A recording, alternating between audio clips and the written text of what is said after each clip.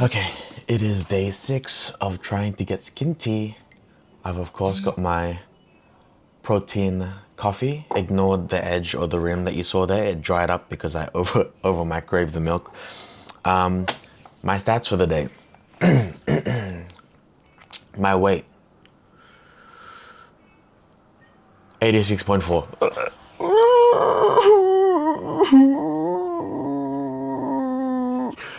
Okay, so yeah, it's heavier than yesterday, but get this. Yesterday, my waist was 36.2, no? Today, 35.9. 35.9, that's how it works. That's how we do it. We do it like that. Even though we gained, well, we didn't technically gain weight, but like we fluctuated up in weight because that's normal. We did go lower in waist. I do feel slimmer now in my waist. Like not substantially, but it feels like it's not bloated anymore.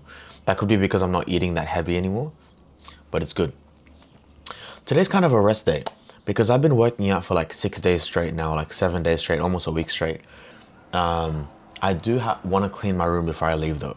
So you might see me do a time lapse of me cleaning my room because my room is crazy. I mean, clean is a very big statement. It's not really clean. It's more like get the stuff that wasn't normally out in the open back to where it wasn't in the open.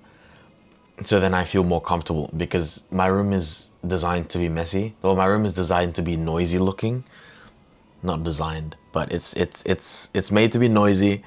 I just want it to be noisy in the way that I want it to be. So yeah, I'll see if I do a time lapse with that or just give you the end result.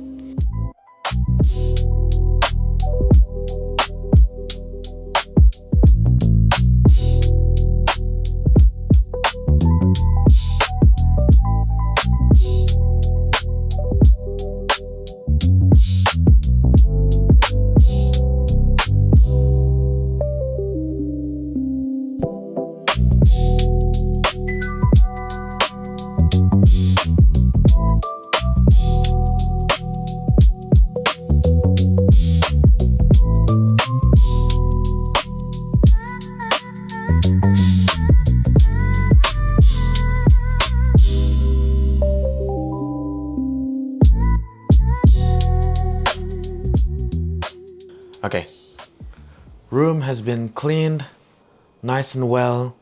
Ignore the 2 dogs on the floor. But yeah, except for this part. This part is still very dirty. But the desk, the bed, and the piano, all clean. Is it clean? Yeah. Yeah, it's clean. Jericho, is it clean? Yeah. Okay, good. Hey. Hey! Today's been pretty eventful for me, and the rest of the video is probably going to be more of a story time, so if you don't want to listen to that, then get away from me. Okay, so I tried to make a protein carbonara that was really, really like good macros, like decently good macros. Obviously there's going to be a lot of fat because of the bacon, but I managed to do it.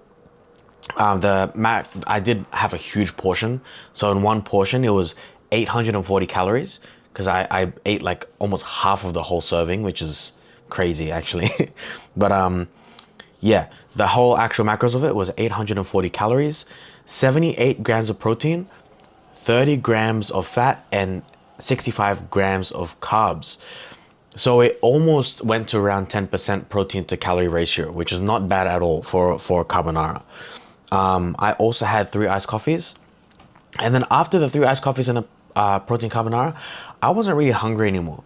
And I knew that throughout the day I was also snacking on various things. So in my head, especially today, I was thinking, should I eat the chicken breast or not? And I was thinking in my head, because of how diverse my diet was today and how hard it was to track, do I suffer more on the protein by not taking the chicken breast? Or do I suffer more from the calories because I take the chicken breast and then I actually go over my calorie deficit? I chose not to eat the chicken breast. So in total for today, I've only technically eaten 1,290 calories, not accounting to the random bites that I might have had of other food today. 130 grams of protein, 34 grams of fat, and around 79 grams of carbs.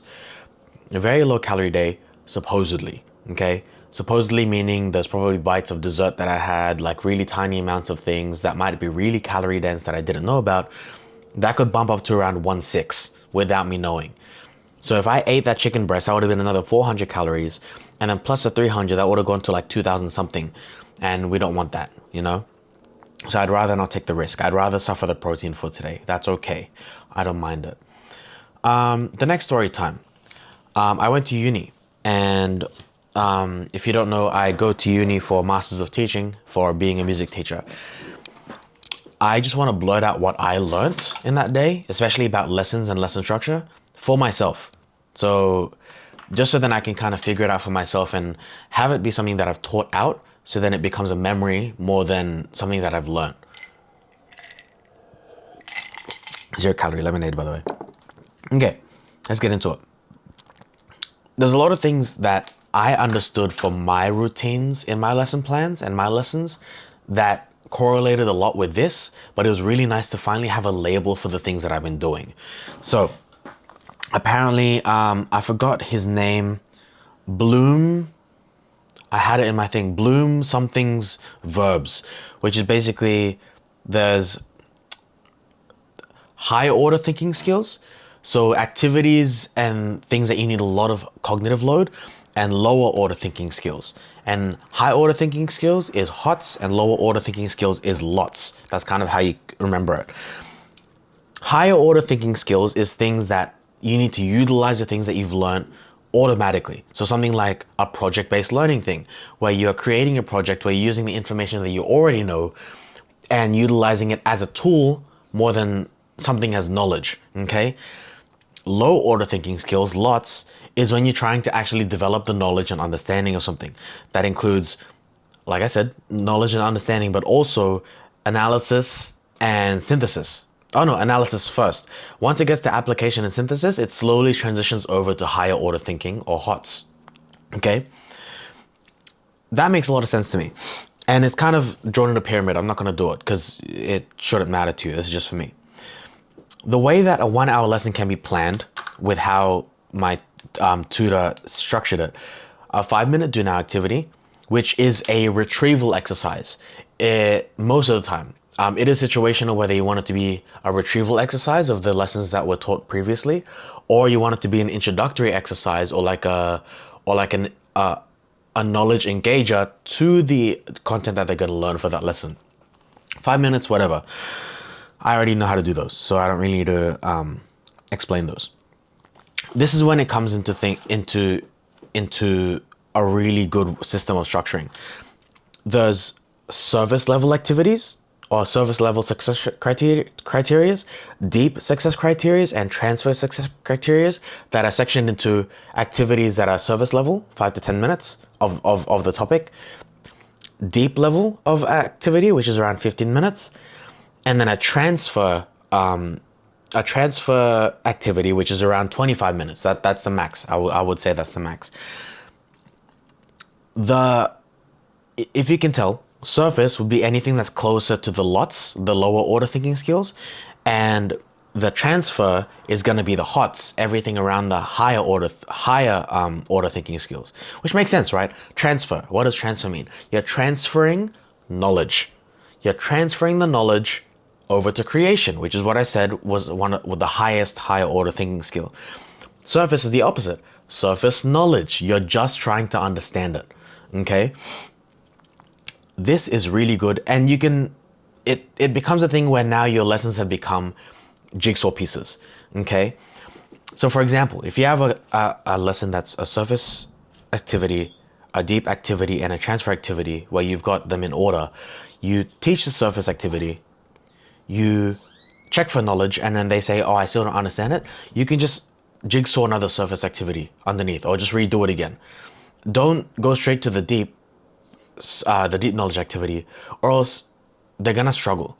So you have the availability to keep going to the surface level until they are evaluated enough to go down to the next. And it goes the other way around too. For the gifted students, the pyramid is actually opposite.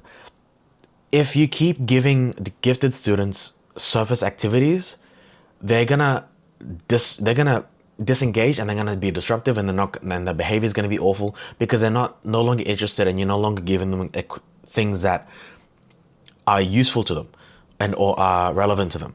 So you can go straight over to deep activity, so deep knowledge activity, or you can go straight to a transfer activity, which is pretty crazy. But I would recommend doing deep activity first, because transfer activity kind of needs an introductory for it first, of like just getting it into it, because it's a pretty high level, like high involvement type activity to do transfer activities, because it's a very long 25-minute thing.